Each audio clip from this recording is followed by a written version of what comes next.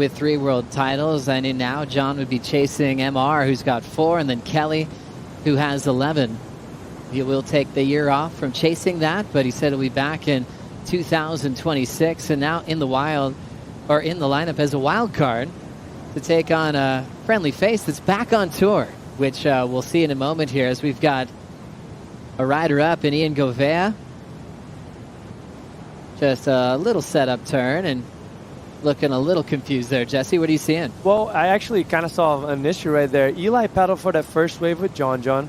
Before we get there, Riss, what'd you see here with John's wave? I mean, this is someone who's surfed this wave his whole life. I think Ian just got another wave. Let's see, just under the lip a little bit. Beautiful technique for him right there. Just stuck in.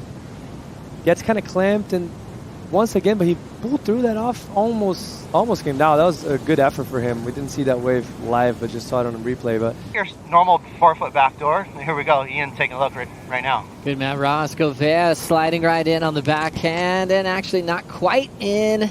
Staying a little bit out in front. Just a moment where he pulled in behind the curtain. So a series of ones on these rights for Ian Gouveia, and great notes once again from Ross Williams. Try to finish this or try to save my equipment and myself as we look at Ian trying to slow down, Riss.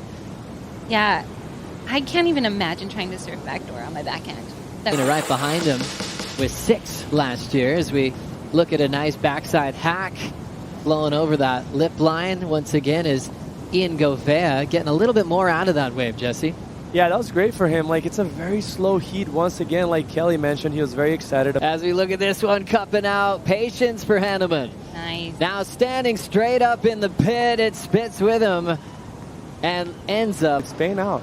As you see it right here, slowing himself down, arm bar, that front end, that back arm. Beautiful spit, and then comes out right there. I thought there was a closeout. A gem of a wave. Florence behind him, stalling, double arm bar. Staying in the zone, he comes out comfortably. Big wind up for the fin throw, lands it without a problem.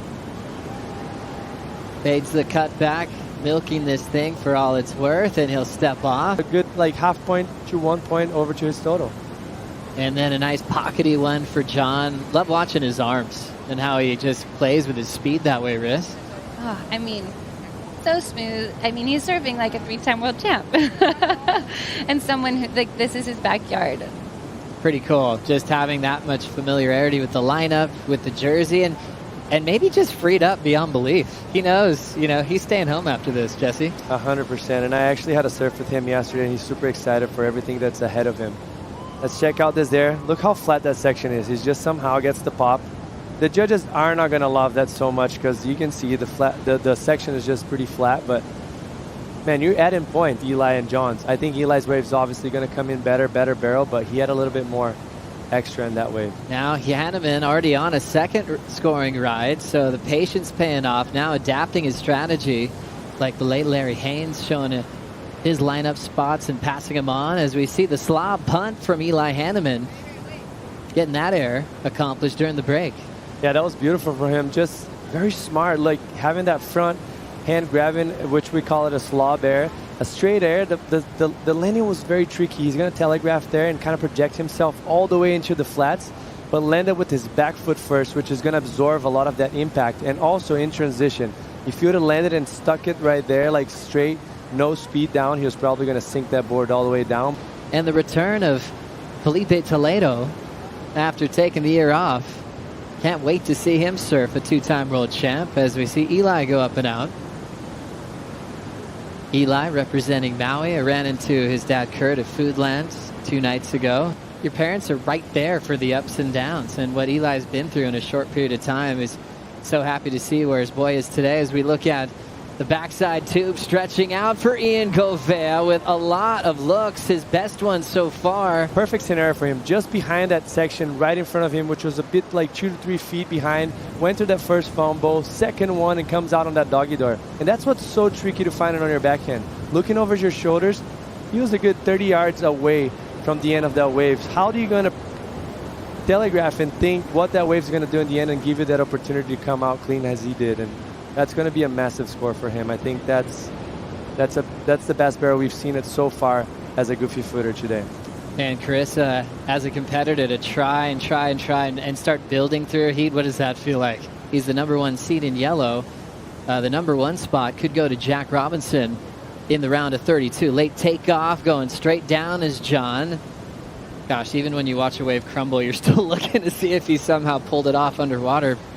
We'll now take that spot with that reseeding. And now we will set up for heat number 7 as this opening round continues. Solid effort for Ian Gouveia. He's not a rookie. He's been here before, but he's back on tour. And what a great way to come back. Kaipo, Ian, what a way to make your return to the championship tour. Been a few years away.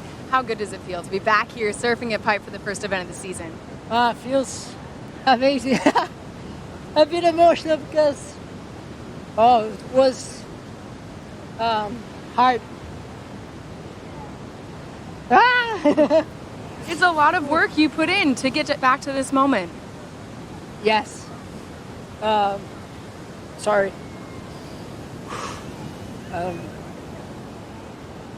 Since US Open, when I qualified, I went to straight to get my body ready for this year. And I had a really hard time during my preseason. I thought I was gonna go for travel, have some good pre-surf sessions and get ready for the tour. But actually I was in São Paulo City for 5 months without surfing, without being in the water. And I came to Hawaii. I had, to surf, and I came to Hawaii.